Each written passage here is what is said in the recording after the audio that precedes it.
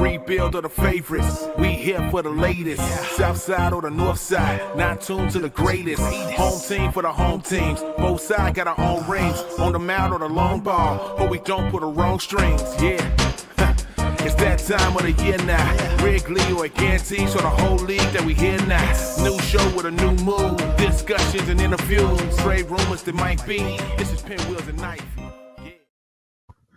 Hello and welcome to the Pinwheels pregame show, bringing you White Sox talk every Wednesday in the 12 o'clock hour. I'm Mitchell Kaminski. Thank you for joining us. Another busy day of White Sox news, so let's get right into it. Early this morning, White Sox announced they were signing Travis Jankowski to a minor league deal with an invite to spring training. Now, last week, we were talking about how the White Sox kind of passed on an opportunity to add some depth with Garrett Stone. So now they're bringing in a guy with all these injuries. Benintendi obviously broke his hand. He's going to be on the shelf 4 to 6 weeks.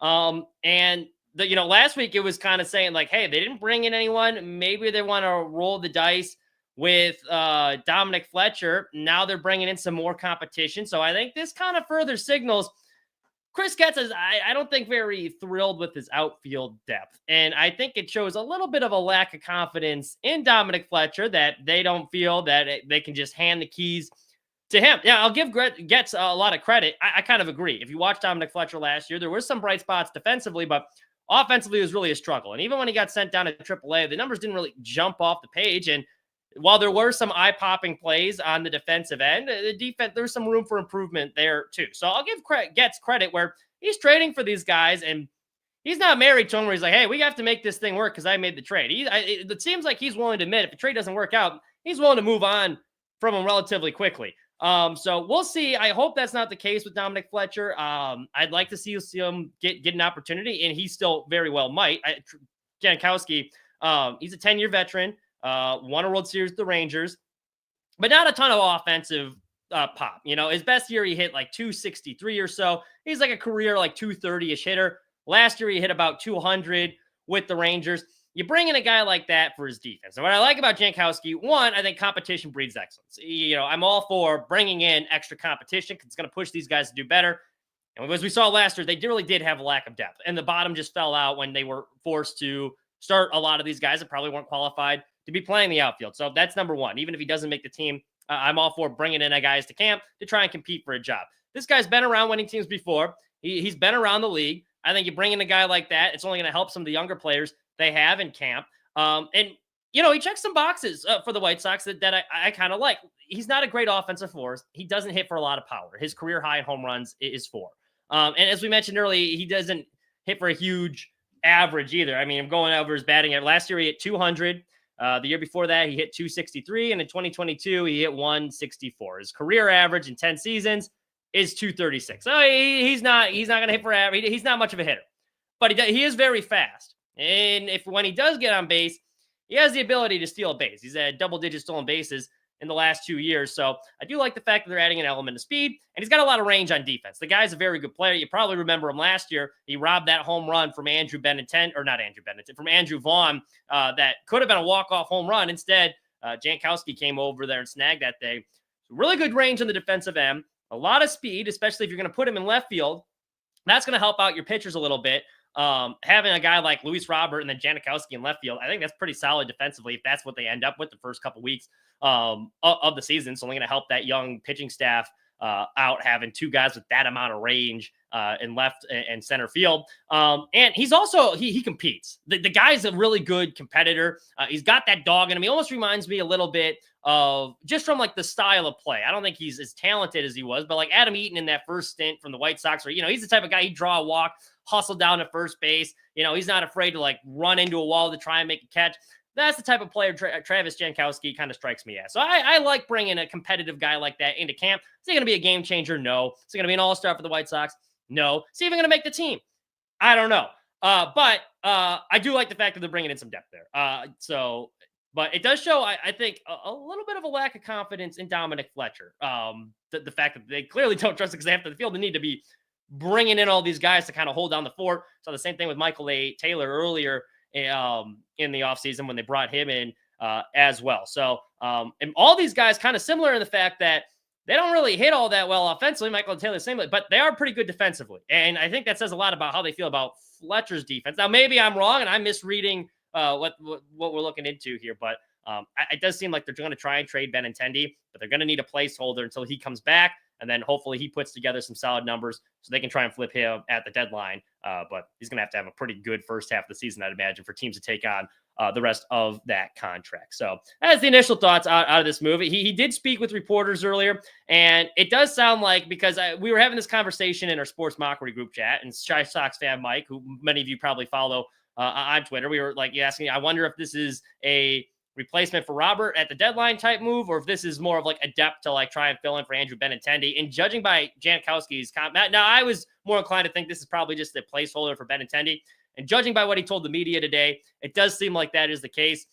He said, like, look, I had a very honest conversation with Will Venable. That's a guy that he's worked with before in Texas. He's like, he kind of told me what they're expecting from me here. It sounded like the way he made it sound like he kind of knows, hey, I'm on borrowed time here. I know I'm only going to be a placeholder, but this is a guy that wants to stay on the show. He's willing to do whatever it takes to win. And so I think you bring in a guy like that, that's only going to help the locker room and everything. So I got no issues with that move. Now, another big move that a lot of people were questioning. I saw a lot of people upset about this on line today. And that was Colson Montgomery getting optioned back down to AAA. And a lot of people were shocked because Colson had stated, like, look, it's my goal to be the opening day shortstop. And I think a lot of people wanted him to be the open day shortstop. This team just lost 121 games last year. He's our 4th ranked prospect. Let's give the kid a chance. We just drafted him in the first round. But there's a lot of red flags with Colson. And this is not me trying to trash the kid, because I think there's a lot of things to like about Montgomery. Obviously very athletic. He's got the comparisons to Corey Seager. He's shown some pop in the minor leagues last year. He had double-digit homers. So there are some things to like. But offensively, he really hasn't shown a whole lot of consistency at the plate outside of his brief stint in the Arizona Fall League, which I don't know how much stock you can put in the Arizona Fall League. And during that stretch when he was hot in the Arizona Fall League, he was playing third base, not shortstop. Now, that was, he said at the time, don't look too much into this. I'm still a shortstop, but, it should be noted that he was playing third base when he was tearing it up. The offensive numbers really haven't been there.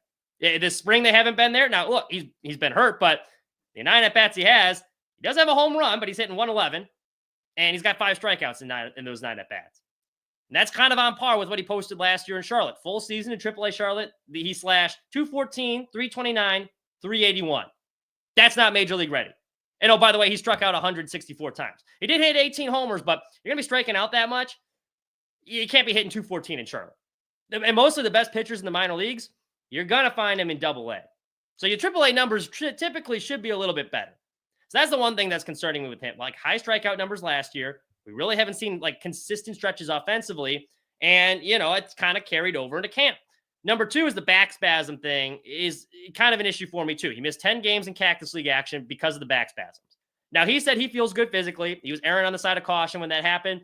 And that's fine. I believe him. But Keith Law, the Athletic, the back issues were something that he cited was kind of a concern with Montgomery, and they think contributed to his offensive struggles last year. So the back thing was a problem last year. It started to flare up this year. He's only 23 years old. That's a little concerning as well. Defensively, too, and I think he's a very solid defender. He's got, as a former basketball standout, obviously really good length. I think he's mobile. There's a lot of good range there, but there's some things he's going to need to clean up. And Getz even said yesterday, like, we're really hoping that he kind of works on the routine plays. There's some mental mistakes, and we want him to be more consistent with routine plays. And last year, I got to pull this up. We had double-digit errors last season at shortstop as well, too. So there's a lot of things to clean up. Like, quite frankly, I don't know if you look at his numbers last year and you watch him play, he doesn't look like he's Major League ready. So I am all for the White Sox being like, look, let's let him go. And this is exactly what Chris Getz said, and I think it makes a lot of sense. He's like, look, we want him to be focused on having a really good first half of the season. Get down there. Now that he's in minor league camp, he's going to get more consistent playing time. He's going to get more reps. And if he's focusing on cleaning up some of the things we told him to work on, and he has a really solid first half of the season, then he gets called up and he's going to have a little bit more confidence. There's no need to just throw him to the wolves when he's clearly not major league ready, offensively at least, and there's some concerns defensively there as well. Why throw him to the Wolves in a lineup that probably he's not going to have a whole lot of protection in? Now, a lot of people are like, well, Jacob Amaya is the only shortstop on the roster. You know what? Honestly, Jacob Amaya, he's a very sure-handed defender. If he's the opening day shortstop, so be it. Lenyn Sosa, he's having pretty good spring training numbers too. And now I don't think you can put much stock into spring training numbers because pitchers are working on stuff. So they're not showing you the best stuff. But he did really well in the Venezuelan Winter League. He hit 392 in the Venezuelan Winter League, and he's hitting well in spring. He played shortstop when he was in the Winter League as well. If he's a short-term placeholder, I'm fine with that. And I know the White Sox, they really don't want to. They want Sosa to make the team because he's out of minor league options. So they don't really want to go through the waiver process. He's the guy they're going to give every opportunity. So if you have to have Sosa be the placeholder for a couple months until Montgomery comes up, I think there's nothing wrong with that. Let's not stump this guy's development. We have seen them stump people's development before. Andrew Vaughn, I am convinced, and a lot of people don't like him, they did him no favors by rushing him to the big leagues and then trying to teach him a new position that he had never played before while also trying to do one of the hardest things in sports, and that's learn how to hit major league pitching.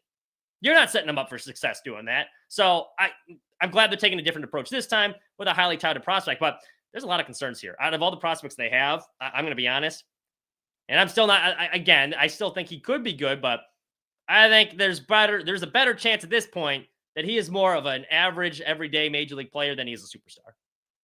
And I hope I'm wrong. He seems like a nice guy. Just listening to him when he was talking to the panels at Sox Fest, and there are some, obviously, he's getting compared to Kyle Seager or Corey Seager. So, there's a lot to like there, but there's a lot of red flags too. A lot of red flags. Sosa's having a pretty good spring too, right now. So I think there's probably a little bit of confidence there as well. They also got Rojas, who could potentially play shortstop. I think he might be better off at third base though, but that's going to be interesting to see how all that plays out. Now, someone that could be forcing the issue, and I think they probably wanted to have a similar plan starting in the minor leagues, was Kyle Teal. But Teal's been on a heater, man. The guy seems to be hitting a home run every other day, and he came into camp. He seemed like he had, out of all the prospects they brought back in that trade, now he was obviously the highest ranked. He had the highest floor, it looked like, of the bunch. He was as close as major league ready as you could get. A lot of people in the Red Sox organization really liked him too. So I wouldn't be surprised if he puts a little pressure on Corey Lee and Tice to, maybe steal a spot for that opening day catcher thing. I'm curious. That would be one, because I think the way he's performed in camp, he's kind of earned it. Like, he's earned the opportunity. We've kind of seen what Corey Lee can be at this point, and I think Corey Lee made a lot of improvements, but don't let John Schriffen trick you into thinking he's a superstar. Because if you look at the offensive numbers, while he got off to a hot start, he reverted back to defensive catcher offensive numbers. Defensively, there was a big improvement. He's gunning guys out at second. That's great, but you kind of seen what you're going to get out of him. So why not give Teal a shot? Why not give him a shot? He's been working with a lot of these younger guys too. He was catching Martin Perez yesterday. So he'd be a guy I think I would like to see them. I would like to see get an opportunity. Now I'm trying to go over my notes here if there's anything else really that was pressing this week. Let's see.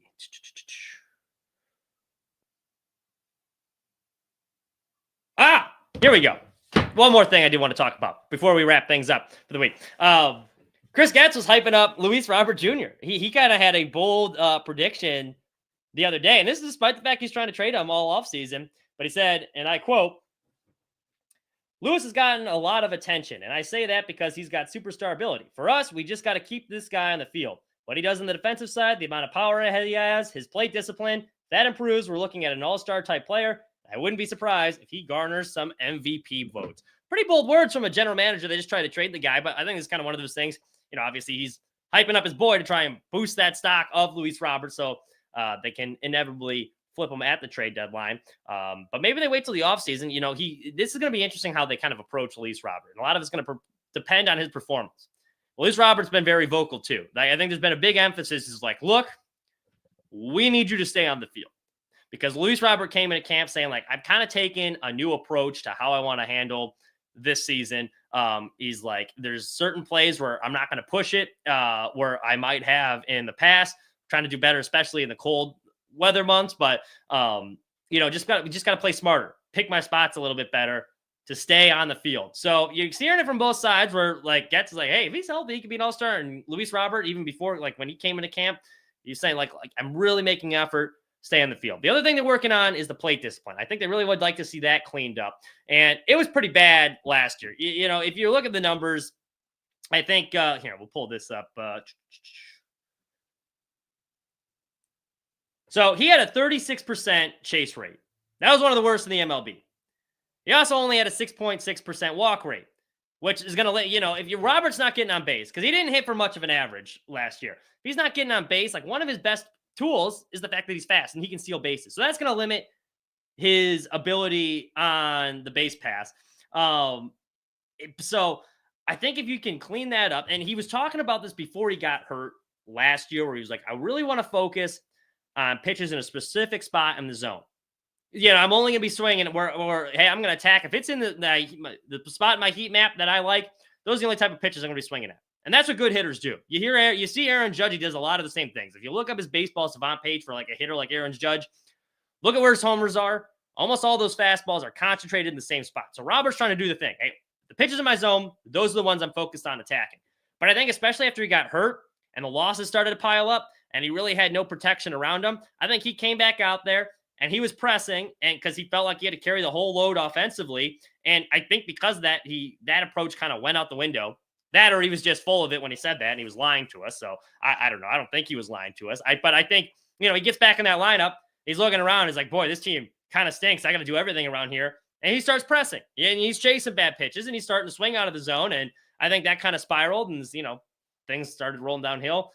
That's why the numbers look so bad. So hopefully he can kind of revert back closer to his 2023 numbers. And I think if he can stay on the field and stick to that plan where we're only attacking certain pitches in the zone. Let's not be chasing things outside and make it easier on pitchers. Make them come to you. Because, there's nothing wrong with taking a walk with your Roberts. If you're a player like Robert, there's nothing wrong with taking a walk. You could turn that into a double easily. So we'll see how that works out. I did think that was kind of telling, though, from Chris Getz. He's, hey, this guy that I tried to trade, he could get some MVP votes. So I thought that was kind of funny. He's trying to, boost up the stock there and inflate the price. That's all we have for you this week. Thank you so much for listening. Pinwheels and Ivy, I believe, will be back tonight. They had an episode last week. They're breaking down some of the roster moves, although in FID, so you can make sure to listen to that. Also, 108 tournaments going on, so make sure you're checking that out online. No sports mockery representation in the tourney this year. But I do want to make a note, CHGO, fellow White Sox podcast, they do great work over there. Sean Anderson, I'm going to be on his show next week. So make sure you're tuning in for that. Throw Sean a vote during the 108 tournament. I think he's still in it. So be on the lookout for that as well. But until next time, have a wonderful rest of your week.